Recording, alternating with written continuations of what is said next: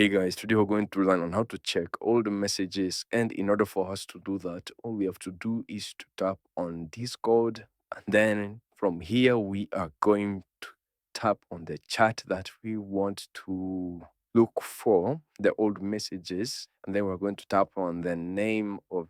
the person there at the top, and then we're going to tap on the three dots. From there, we are going to tap on close DM, and then if we want to check the old Discord messages, all we have to do is to tap on the add, and as you can see, we have the person, and that's how we can be able to check all the Discord messages. And even as you see, our chat that I had already closed, the DM has already appeared again. And thank you guys for watching this video. Please do like, share, and subscribe, and I'll see you guys on the next video.